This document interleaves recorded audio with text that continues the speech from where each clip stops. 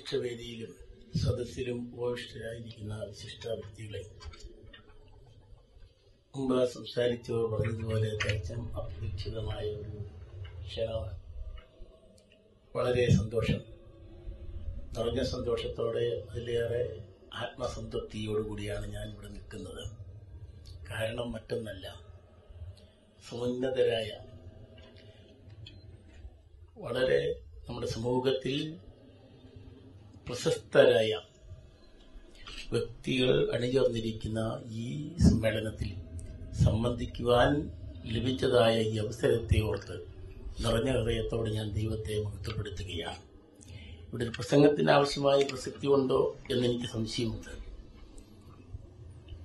കേട്ടതിന്റെ വെളിച്ചത്തിൽ ഒന്ന് രണ്ട് കാര്യങ്ങൾ മാത്രം സ്നേഹത്തോട് പങ്കുവയ്ക്കുവാൻ ഞാൻ ആഗ്രഹിക്കുകയാണ്. സങ്കീർണങ്ങളായ പ്രശ്നങ്ങളിലൂടെ പ്രതിസന്ധികളെ നേരിട്ടുകൊണ്ട് വെല്ലുവിളികളെ അഭിമുഖീകരിച്ചുകൊണ്ട് മുന്നോട്ടു പോകുന്ന ഒരു രാജ്യത്തിന്റെ ഒരു കോണിൽ കഴിയുന്നവരാണ് നാം ഏവരും. ഇവിടെ എന്തിനും ഏതിനും പ്രശ്നങ്ങളാണ്. ചെറിയ ചെറിയ തീപ്പൊരികൾ പടർത്തി വിടുന്ന ഘോരാഗ്നികൾ കെടുത്തുവാൻ ഇന്ന് നാം നമ്മെ പാടുപെടുകയാണ് എന്നുള്ളത് സത്യമാണ്. ഇവിടെ മതങ്ങളുടെ കാര്യങ്ങൾ പറഞ്ഞു.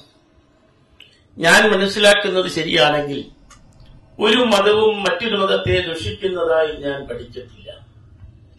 മറിച്ച് നന്മകൾ ഊട്ടിയുറപ്പിച്ച് തിന്മകളെ നിഗ്രഹിക്കുവാൻ സകല മതങ്ങളും നമ്മെ പഠിപ്പിക്കുന്നു എന്ന് ഉത്തമമായി വിശ്വസിക്കുന്ന ഒരു ദൈവദാസനാണ് ഞാൻ. എന്നാൽ നിർഭാഗ്യമെന്ന് പറയട്ടെ, മതാനുയായികളായ ഞാനും നിങ്ങളും മതത്തെ മനുഷ്യത്വത്തിന് മതിൽക്കെട്ടുകളാക്കി മാറ്റുന്ന ദുരവസ്ഥയാണ് വേദനാജനകമായ സംഗതി. മതഭ്രാന്ത് ഏതൊരു ഭ്രാന്തിനേക്കാളും ദൂഷ്യം വിതയ്ക്കും സംശയമില്ല. ഭ്രാന്തനെ ചങ്ങലയ്ക്ക് കൂട്ടും. ചങ്ങലയ്ക്ക് ഭ്രാന്തി പിടിച്ചാലും വാദത്തിന് കുറുന്തോട്ടി ഔഷധമെന്ന് കേട്ടിട്ടുണ്ട്. കുറുന്തോട്ടിക്ക് വാദം പിടിച്ചാലും വേദനാജനകമായ ഒരവസ്ഥയാണ്. ഞാൻ ചുരുക്കത്തിൽ പറയും, ഒന്ന് രണ്ട് കാര്യങ്ങൾ മാത്രം പറഞ്ഞ് ഞാൻ അവസാനിപ്പിക്കും. 6-7 മാസങ്ങൾക്ക് മുമ്പ് ആലുവായിൽ നടന്ന ഒരു സർവമത സൗഹൃദ സമ്മേളനത്തിൽ പങ്കെടുക്കുവാൻ എനിക്കും ഒരു ചെറിയ അവസരം കിട്ടി. ആ സമ്മേളനം ഉദ്ഘാടനം ചെയ്തത്, പേര് ചോദിക്കരുത്, ഇന്ന് കേരളം ഭരിക്കുന്ന ഒരു മന്ത്രിയാണ്. അദ്ദേഹത്തിന്റെ പ്രസംഗത്തിൽ അദ്ദേഹം ഊന്നിപ്പറഞ്ഞൊരു വാചകം സത്യം പറഞ്ഞാൽ എന്നെ വളരെ വേദനിപ്പിച്ചു. അദ്ദേഹം പറഞ്ഞു, ഇവിടുത്തെ സകല പ്രശ്നങ്ങൾക്കും കാരണം മതമാണ്. ക്രിസ്ത്യാനി ഹിന്ദു മതത്തിന്റെ പ്രമാണങ്ങളും വേദങ്ങളും വായിക്കുന്നില്ല, പഠിക്കുന്നില്ല. ഹിന്ദു ബൈബിൾ പഠിക്കുന്നില്ല, ഖുർആൻ പഠിക്കുന്നില്ല. മുസ്ലിം ഹിന്ദുക്കളുടെ പുരാണങ്ങളോ ക്രൈസ്തവരുടെ ബൈബിളോ പഠിക്കുന്നില്ല. ഇതാണ് ഇവിടുത്തെ പ്രശ്നം. അതിൽ ആശംസാ പ്രാസംഗികനായിരുന്നു ഞാൻ വളരെ വിനയാന്യതനായി പറഞ്ഞു, എന്റെ വളരെ ചിരകാല സുഹൃത്താണ് ഈ മന്ത്രി. വളരെ ആദരവോടെ ഞാൻ പറഞ്ഞു, ബഹുമാനപ്പെട്ട മന്ത്രിയുടെ അഭിപ്രായത്തോട് യോജിക്കുവാൻ എനിക്ക് വളരെ ബുദ്ധിമുട്ടുണ്ട്.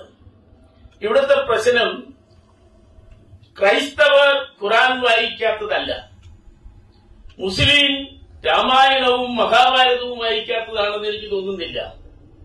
ഇവിടുത്തെ പ്രശ്നം ക്രിസ്ത്യാനി അവന് ശുദ്ധമുള്ള ഗ്രന്ഥമായ വിശുദ്ധ വേദം ബൈബിൾ വായിക്കുന്നില്ല എന്നുള്ളതാണ്.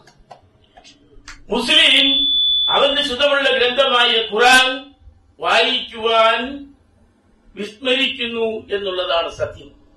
ആത്മാർത്ഥമായിട്ട് ഞാൻ പറയുകയാണ്, മന്ത്രി ക്ഷമിക്കണം, ആ വാചകം ഞാൻ കൂട്ടി ചെയ്യുകയാണ്. ഞാൻ തുറന്നു പറയട്ടെ, ഞാനൊരു ക്രൈസ്തവ പുരോഹിതനാണ്. ഉള്ളത് പറയുമ്പോൾ ക്ഷമിക്കണം. ഒറ്റ ചക്രത്തിന് വശമില്ലാത്തവനെ ചക്രവർത്തി എന്ന് വിളിക്കുന്നത് പോലെയാണ് സത്യം പറഞ്ഞാൽ ക്രിസ്ത്യാനിത്വം തൊട്ടു തീണ്ടാത്ത ഞാൻ ഉൾപ്പെടെയുള്ള ഞങ്ങളുടെ ക്രൈസ്തവരെ ക്രിസ്ത്യാനികളെന്ന് വിളിക്കുന്നത്. യാതൊരു സംശയവുമില്ലാത്തൊരു യാഥാർത്ഥ്യമാണ്. ഞാൻ തുറന്നു പറയുക, ക്ഷമിക്കണം. ഞങ്ങളുടെ വീടുകളിൽ ഇന്ന് ശുദ്ധമുള്ള വേദപുസ്തകം എന്തിനു വേണ്ടിയാ പ്രത്യേകമായി കരുതുന്നതെന്ന് അറിയാമോ? അത് വിടുത്തുവാൻ ആർക്കും മനസ്സില്ല. ഞങ്ങളുടെ വീട്ടമ്മമാര് റേഷൻ കാർഡ് സൂക്ഷിക്കാനാണ് ഇന്ന് ബൈബിൾ വീടുകളിൽ പ്രത്യേകമായി. കാരണം അത് തുറക്കുന്ന പ്രശ്നമില്ല പിള്ളേര്. മറ്റു ഏത് നോവുമാരും പോയി തുറക്കും. അത് നഷ്ടപ്പെടാൻ സാധ്യതയുണ്ട്. ഈ ആഴ്ചത്തെ റേഷൻ പോകും. അതുകൊണ്ട് റേഷൻ കാർഡ് സൂക്ഷിക്കുന്നതിനുള്ള ഭദ്രമായ സ്ഥലമായിട്ടാണ് വിശുദ്ധ വേദപുസ്തകത്തെ ബൈബിളിനെ ഞാനത് നിങ്ങൾ ദൈവി ചെയ്ത് തെറ്റിദ്ധരിച്ചേക്കുന്നത്. ബഹുമാനപ്പെട്ട അച്ഛന്മാർ എന്നോട് യോജിക്കുമെന്ന് എനിക്കറിയാൻ പാടില്ല. ഏതായിരുന്നാലും എന്റെ മനസ്സിൽ തോന്നി ഞാൻ മനസ്സിലാക്കിയത്. ഞാൻ 49 വർഷമായി വായിച്ചിട്ട്, അത് ഷമ്മാശനായിട്ട് അച്ഛനായിട്ട് 42 കൊല്ലമായി. അതുകൊണ്ട് എന്റെ അനുഭവത്തിന്റെ വെളിച്ചത്തിൽ ഞാൻ പറഞ്ഞു പോയത് ഒരു പക്ഷേ അധികപ്പറ്റ എന്ന് നിങ്ങൾക്ക് ആർക്കെങ്കിലും തോന്നുന്നെങ്കിൽ, ക്രൈസ്തവർക്കേ അത് തോന്നുള്ളൂ, ദയവ് ചെയ്ത് എന്നോട് കൊടുക്കണം എന്നൊരു അപേക്ഷയുണ്ട്. എനിക്ക് പറയാനുള്ളൊരു കാര്യം ഇത് മാത്രമേ. പണവും പ്രതാപവുമാണ് നമുക്ക് ആവശ്യം. ശാന്തിയും സമാധാനവുമല്ലേ നമുക്ക് ആവശ്യം. സ്വന്തം മക്കളെ മാറോടണറ്റുന്ന സുഷുപ്തിയിലൊന്ന് അന്തിയുറങ്ങുവാൻ നമ്മുടെ അമ്മ പെങ്ങന്മാർക്ക് ഇന്ന് സാധിക്കുന്നില്ല എന്ന ദുഃഖസത്യം നാം വിസ്മരിക്കരുത്. അത് മതത്തിന്റെ പേരിലായാലും രാഷ്ട്രീയത്തിന്റെ പേരിലായാലും എന്തിന്റെ പേരിലായാലും കാട്ടിക്കൂട്ടുന്ന പേക്കൂത്തുകൾ സത്യം പറഞ്ഞാൽ മനം മടുപ്പിക്കുന്നതല്ലേ. നാനാത്വത്തിൽ ഏകത്വം എന്ന് പറയുന്ന നമ്മുടെ പൈതൃകവും സാംസ്കാരിക പൈതൃകവും നമ്മുടെ പാരമ്പര്യവും അന്യം പോയിട്ടില്ലേ? സൃഷ്ടിക്കേണ്ട കാര്യമാണ്. എനിക്ക് ഓർപ്പിക്കുവാനുള്ളത്, ഏകനായ ദൈവത്തിന്റെ പ്രതിത്വം നിഷേധിക്കുവാനാകാത്ത യാഥാർത്ഥ്യമാണെങ്കിൽ ഞാനും നിങ്ങളും ഏകോദര സഹോദരങ്ങളാണ്. ഒരമ്മ പെറ്റ മക്കളാണ്. ദൈവത്തിന്റെ ഉടയവന്റെ മുമ്പിൽ ചെറിയവനില്ല, വലിയവനില്ല, സിഖില്ല, മുസ്ലിമില്ല, ഹിന്ദുവില്ല, ക്രിസ്ത്യാനില്ല, പാഴ്സിയില്ല, ആരുമില്ല. മനുഷ്യൻ. ആ സത്യം വിസ്മരിക്കുന്നതാണ് സകല അപകടങ്ങൾക്കും കാരണമെന്ന് ഞാൻ ഉത്തമമായി വിശ്വസിക്കുകയാണ്. അതുകൊണ്ട് എനിക്ക് ഓർപ്പിക്കുവാനായിട്ടുള്ളത്, ഐക്യമാണ് നമ്മുടെ ബലം, സാഹോദര്യമാണ് നമ്മുടെ സമ്പത്ത്. ഒരു തുള്ളി ജലം കൊണ്ട് എവിടെയെങ്കിലും കടക്കുവാൻ സാധിക്കാത്ത വൻനദികൾ ഉണ്ടായതായി നാം എങ്ങും കേട്ടിട്ടില്ല. അനേക തുള്ളി ജലം ഒന്നിച്ചു ചേരുമ്പോൾ കടക്കുവാൻ സാധിക്കാത്ത വൻനദികൾ രൂപം കൊള്ളുന്നത് പോലെ ഒരുവന്റെ വായിൽ നിന്ന് വീഴുന്ന പ്രാർത്ഥനയേക്കാൾ അനേകായിരങ്ങളുടെ വായിൽ നിന്ന് വീഴുന്ന പ്രാർത്ഥനയുടെ ശബ്ദം ഈ ലോകം സ്വപ്നം കാണുവാൻ സാധിക്കുന്നതിനേക്കാൾ വൻകാര്യങ്ങൾ നേടുവാൻ ത്രാണിയുള്ളതാണെന്നുള്ള ആ ബോധ്യം നമ്മുടെ കണ്ണു തുറപ്പിക്കണം.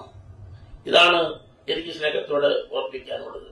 ലോകത്തിന്റെ ആവശ്യങ്ങൾ ദൈവത്തിന്റെ പാതാര ബന്ധങ്ങളോട് അടുപ്പിക്കുന്ന പൊന്നിൻ ചങ്ങലയായ പ്രാർത്ഥനയുടെ ഐക്യത്തിൽ ഞാനും നിങ്ങളും ഒന്നായി നന്നായി വളരാൻ ശ്രമിച്ചാൽ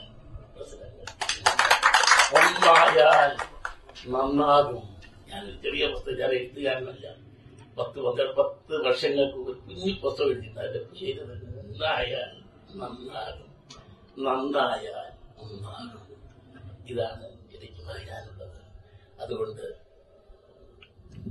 മോളിലെത്ത ദൈവത്തിന്റെ മക്കളാണ് നമ്മളെല്ലാവരും മുന്നോട്ട് ഒന്നിച്ചു നിന്ന് സന്തോഷത്തോടെ നന്നായി വളരുവാൻ ഇത്തരത്തിലുള്ളതായ സംരംഭങ്ങൾ സഹായിക്കുമെങ്കിൽ ഏറെ എനിക്ക് വളരെ ബഹുമാനമുള്ള ആളാണ്.